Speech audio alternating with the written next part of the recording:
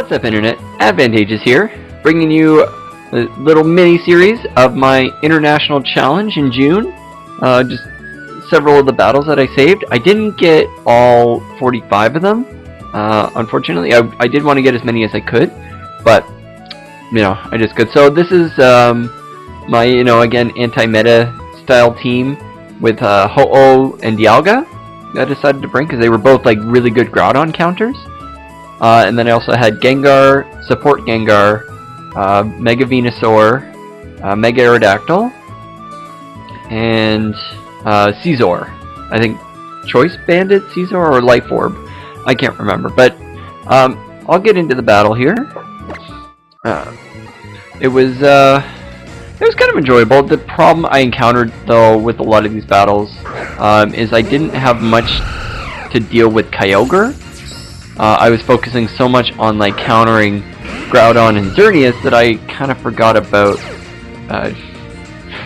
Kyogre. So a lot of battles I would have with it, I would see it and I'm just trying to think like what do I have for this? Like I don't have a whole lot. Ho-Oh was kind of my best thing, but even then it wasn't that great. So in this first battle here, Dialga was a pretty common lead for me, just because there was so little, like with an air balloon, there's so little that can actually like take it on first turn. And the Gengar is full support. What is it? Taunt, Destiny Bond. What else does it have? I don't think it has any attacking moves. Oh, Icy Wind. And it has another move. I didn't put Willow on it because Willow is really useless, I have to say. Like I looked at so many ways, like Kangaskhan was the only thing that Willow would be good for. But I had other stuff to deal with it. Oh, Skill Swap. That's it. So I'm not even commentating on the battle here at all. He's making pretty good switches. Unfortunately, he gets this switch wrong, or this guess wrong, as my Dialga does have Earth Power to handle Primal Groudon. The other thing I would have liked to run, I probably would have liked to run a Salt Vest Dialga with Thunder instead of Protect. That would have been nice. So here things are going a little awry. I'm worried about this Xerneas at this point because I can no longer. I know this Kang's gonna fake me out. I can no longer. If this Xerneas gets a Geomancy up on me, but that's what I run Taunt for. I'm max speed Timid. I don't know if I changed my EVs on my Gengar. I probably had max special attack. I should have put like max health. And the thing that I love about Gengar is that it absolutely 100% counters Mega Kangaskhan. Because of this, Skill Swap, Parental Bond, gone. So no 2 hits for you, which is great. I love it. And Dialga here is just continuing to just pummel away, and this is why I like using my support Gengar, because it's a monster. So the Xerneas can't Geomancy, so it goes for a massive Moonblast on me. My Dialga is actually max speed Hasty. It's just the one that I got when I caught it. I wasn't going for EVs, or I think I couldn't catch it in Omega Ruby. But you're seeing here, this battle is going pretty well for me, because Gengar is just being a little troll here. Kangaskhan doesn't want to go for this Sucker Punch. I haven't even revealed Destiny Bond yet because nothing's been able to threaten me. So the Slash Cannon is finally going to finish off the Xerneas, and there's a Kangaskhan without Parental Bond. So there's not a whole lot that it can do to me. It finishes off my Dialga, but it's already done the damage. It's taken out both of his legendaries. Smeargle is like, I've got Gengar still, so Smeargle can't come back and win him this game. So I bring out Ho-Oh. This is a monster. This is max HP, max attack Ho-Oh, and you are going to get to see how powerful this thing is. Yeah, Smeargle tries to fake out, I guess because it realizes it's about to get taunted. Unfortunately, it picks the Gengar, the Gengar, and that doesn't do anything to me. So I think at this point he kind of gave it. My Sacred Fire gets the burn, and that just kind of confirms.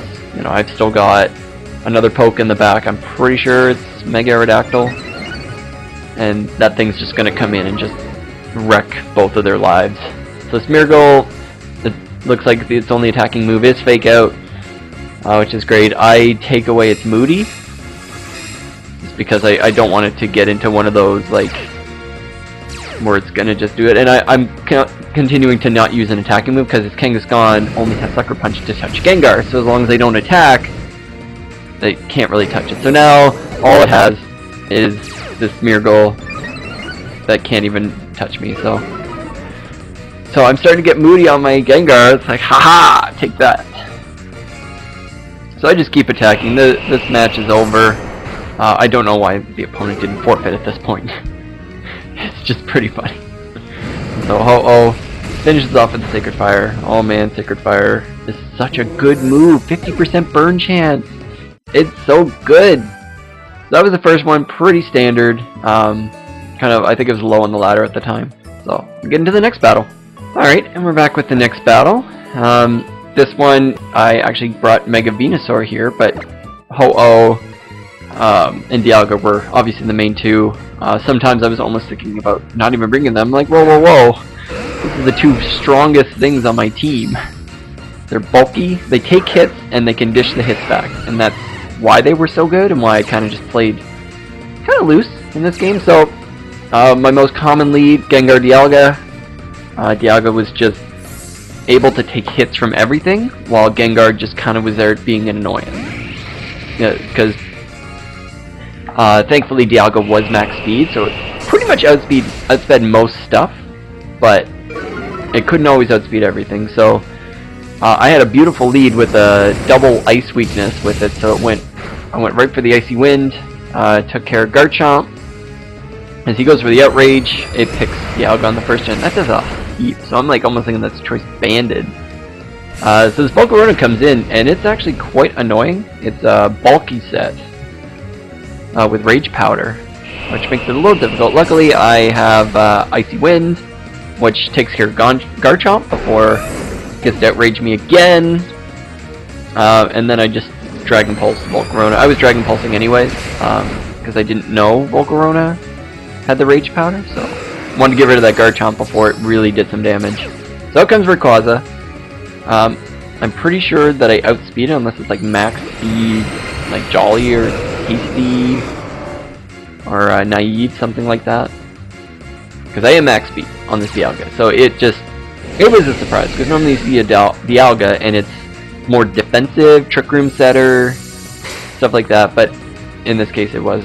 So I go for the Icy Wind here. I finally hit the Volcarona. I've missed it twice as it sits on 1 HP, being a nuisance. So it finally goes down. I get the speed drop on Rayquaza, which is perfect. It's exactly what I wanted. And then I found out it has red card. I'm like, what's that for? As it actually goes for a D-Dance on this turn. I'm like, huh. That's an interesting tech. I mean, it doesn't matter because Gengar is support. And now I realize that Mega Venusaur, like Venusaur gets pulled in, I Mega Evolve, I just go for an attack anyways. I know this thing's going to take me out with Dragon Ascent, but it doesn't really matter because it's going to get the defense drops. It can't switch out anymore, which is great. So, but before that, it does go for the D-Claw on me, which kind of sucks. It takes out my Dialga, so I picked the wrong target, and then Aegislash goes for Swords Dance. I'm like, oh crap, that was a bad turn for me. So, I know I'm still in this. I bring Gengar out. I know it's still got a chance. I see Aegislash, go to Blade Form, and I know Shadow Sneak's coming, but I'm okay. I got Focus Sash. I can get an attack off. And everything's going to be good. Rayquaza goes for that Dragon Ascent. So, yeah, bye-bye Venusaur. You are bulky, but you're not taking this from a Mega Ray Ray. That thing is super strong. So now I get the defense drops that I wanted. And that's going to really help. So I do get the Icy Wind, which is also nice, so that way Rayquaza is going to be nice and slow. And it does some pretty good damage. That's Gengar, man. He's so good. Age Slash, I don't really care about the speed drops. So in comes Ho-Oh. And obvious Sacred Fire on this Age Slash is obvious, so I know that it's going to go for the Protect. I decide to taunt the Age Slash on this turn just to make sure that it can't do any funny shenanigans. This Rayquaza I'm not too concerned about. I'm pretty sure I outspeed it. Oh, no I don't. But it does take me out with D-Claw on the Gengar. Like, even with all those speed drops. Well, it's kind of -1 at this point, yeah. Ho-Oh is bulky, it's not fast. So, go for the Brave Bird on this Rayquaza, and it's gone. So now it's 1v1.